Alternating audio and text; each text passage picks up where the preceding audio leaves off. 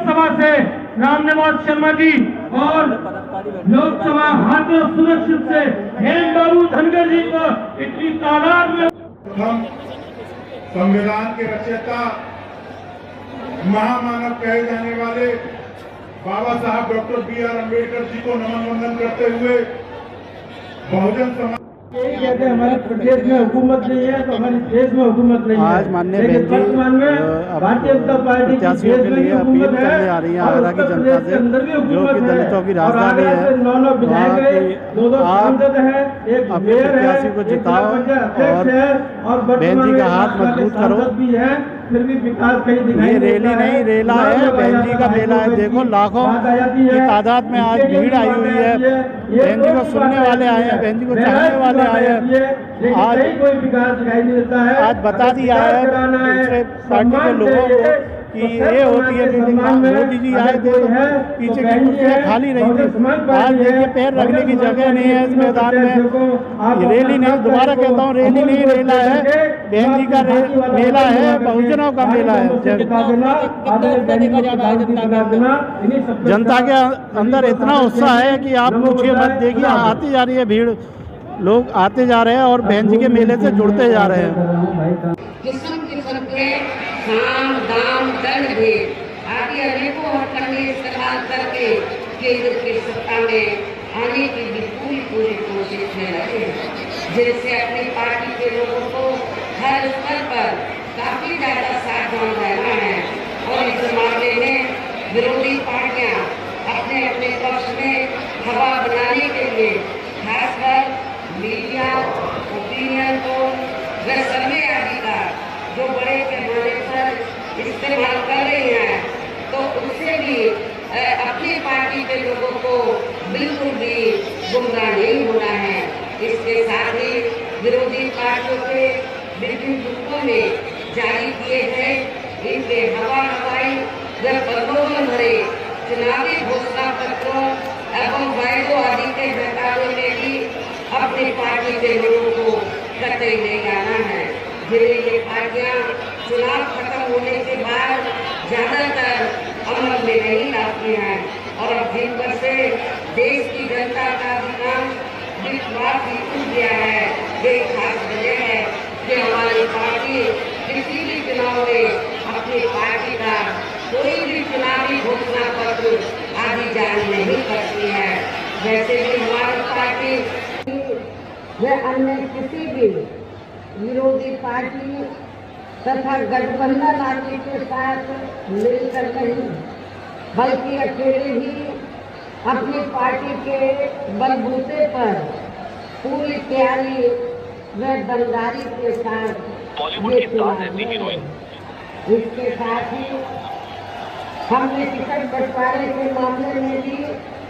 यहाँ सर्व समाज के लोगों को उचित भागीदारी दी, जिनको कामयाब बनाने के लिए अपनी पार्टी के लोग पूरे जी जान से लगे। ये भी बताना चाहती हूँ, जब यहाँ समाजवादी पार्टी की सरकार थी तो समाजवादी पार्टी की सरकार ने ऐसी वर्गों के सरकारी कर्मचारियों का पदोन्नति में जो आरक्षण है इसको पूरे तौर से इसको खत्म कर दिया था। ये आप लोगों को इस बात की भी जानकारी होनी चाहिए। और इतना ही नहीं, जब इस मामले को हमारी पार्टी ने संसद में उठाया, SC/ST का जो पदोन्नति में आरक्षण है इसको प्रभावशाली बनाने के लिए संशोधन बिल लाने के लिए सरकार पर दबाव बनाया, तो उस समय सेंट्रल में कांग्रेस पार्टी पावर देती, तो उस दौरान कांग्रेस और बीजेपी दोनों के मिली भगत से समाजवादी पार्टी को आगे करके इस बिल को पार्लियामेंट के अंदर लाया गया। और इतना ही नहीं, बल्कि बीजेपी और कांग्रेस पार्टी दोनों की मिली भगत से इस बिल को पास नहीं होने दिया, इस बिल को पास नहीं होने दिया। और इतना ही नहीं, आज जो खासतौर से आरक्षण को लेकर टिकट बंटवारे के मामले में या देने के मामले में हमने उचित भागीदारी दी है। खासकर जो दलित वर्ग के लोग हैं या जो रिजर्व सीटें हैं, तो हमने रिजर्व सीटों पर भी अकेले एक ही कम्युनिटी के लोगों को नहीं, एक ही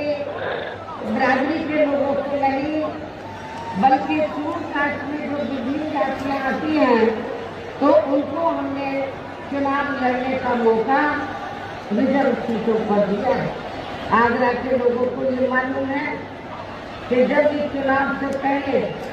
आपके उत्तर प्रदेश में लोकल बॉडीज के चुनाव हो रहे थे और जहाँ मेयर का चुनाव हुआ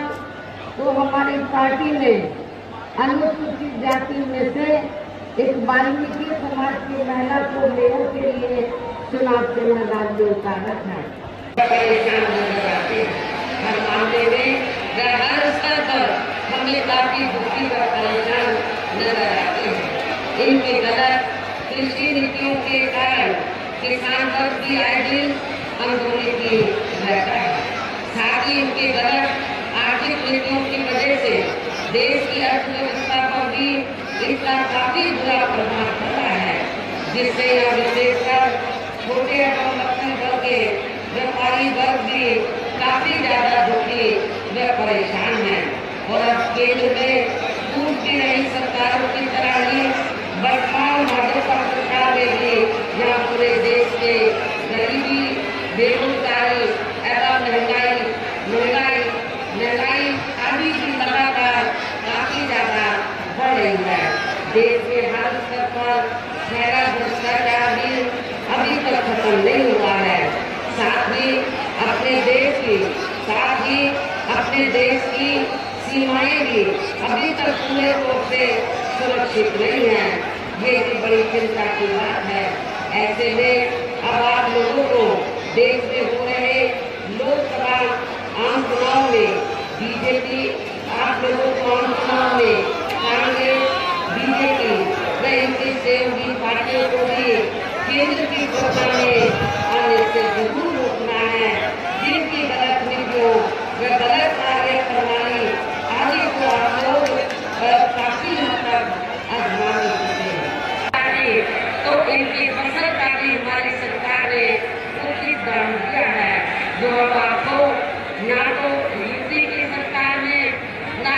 केंद्र की सरकार ने नेशनल लेवल पर किसानों को ये सब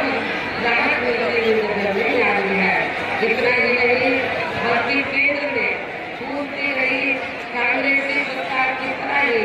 वर्तमान भाजपा सरकार ने भी इनकी जातिवादी, हीन, सांप्रदायिक एवं पूंजीवादी सोच व नीतियों के चलते ही पूरे देश में सर्व समाज में से खासकर गरीबों, दलितों, आदिवासियों, पिछड़े वर्गों, मुस्लिम एवं अन्य धार्मिक अल्पसंख्यक समाज के लोगों का भी पूर्ण रूप से विकास व उत्थान आदि नहीं हो सका है। और इस संदर्भ में वैसे आप लोगों को ये मालूम है कि पूरे देश में यहाँ गरीब लोगों को थोड़ा नौकरी में राशन आदि दिया है, तो ये कोई बीजेपी ने अपनी जेब से नहीं दिया है, श्री नरेंद्र मोदी जी ने बल्कि आप लोग जो यूपी गवर्नमेंट को या केंद्र की सरकार को जो भी टैक्स देते हैं, उस टैक्स के पैसे से टैक्स तो आपका है, टैक्स जनता देती है, तो जो पैसा आप लोग टैक्स से रुपये देते हैं उस पैसे से ये राशन दिया जा रहा है। इसमें बीजेपी का कोई ऐसा नहीं है और ना ही श्री नरेंद्र मोदी जी का इनका कोई ऐसा नहीं, कोई कर्ज नहीं है। आप लोगों का ये पैसा है, आप लोगों ने टैक्स के रूप में इसको दिया, तो इसलिए आप लोगों को ये नहीं सोचना है कि हमने उनका नमक खाया है, ये नमक तो आप ही लोगों का है। आप लोगों ने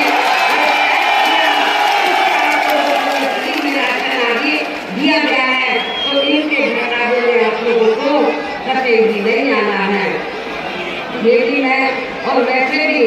ये जो गरीब लोग हैं वैसे भी इनकी ये जटिल समस्या देश में हर हाथ को काम देने से केवल दूर हो सकती है,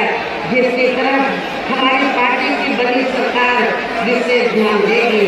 साथ ही देश कमजोर तबकों, मध्यम वर्गीय एवं अन्य डायनेक्ट लोगों को जो इन्हें अच्छे दिन दिखाने के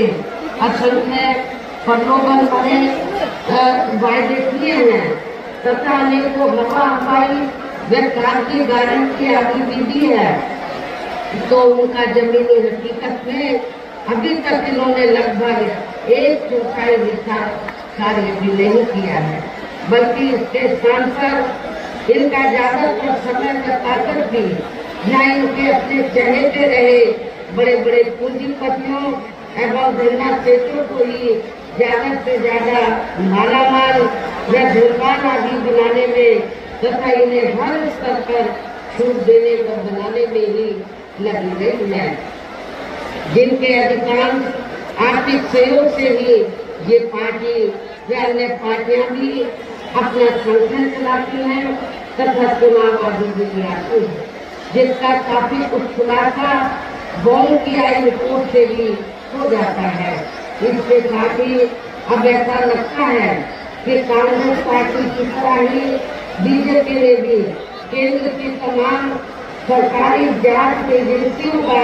ज्यादातर नागरिकीकरण भी कर दिया है। इसके अलावा देश के किसान वर्ग भी वर्तमान बीजेपी की सरकार ने शुरू से ही अपनी विभिन्न समस्याओं को लेकर काफी ज्यादा दुखी व परेशान रहे हैं और अभी भी हैं, जबकि यूपी में 4 बार हमारी पार्टी के सरकार ने इन अस्थायी तौर पर फ्री में जो थोड़ी सी खाद्य सामग्री दी जा रही है, तो उससे इनका स्थायी तौर पर बड़ा होने वाला नहीं है। और आप लोगों को ये मालूम है कि जब यहाँ असेंबली का चुनाव हुआ तो असेंबली के चुनाव में भी और लोकसभा चुनाव में भी पूरे देश के अंदर तो जो हर समाज में से जो गरीब लोग हैं जिनको उन्होंने फ्री में थोड़ा राशन आदि दिया है, खाद्य सामग्री आदि दी है, तो उसके एवज में तो ये उन्होंने असेंबली के चुनाव में भी लोगों को गुमराह करने के लिए और अब लोकसभा चुनाव में भी तो बीजेपी और आरएसएस के लोग तो अपने कंधे पे थैला डालकर तो गाँव में घूम रहे हैं और क्या कह रहे हैं कि देखो श्री नरेंद्र मोदी जी ने तो आपको फ्री में राशन दिया है, तो आपके ऊपर मोदी जी का बहुत कर्ज है, तो आप कर्ज के रूप में तो आगे जो कर्ज है तो इस चुनाव में आपको अदा करना है, वोट के रूप में बीजेपी को वोट देकर आपको ये कर्ज अपना अदा करना है। लेकिन मैं अपने ऐसे सभी लोगों को, गरीब लोगों को ये कहना चाहती हूँ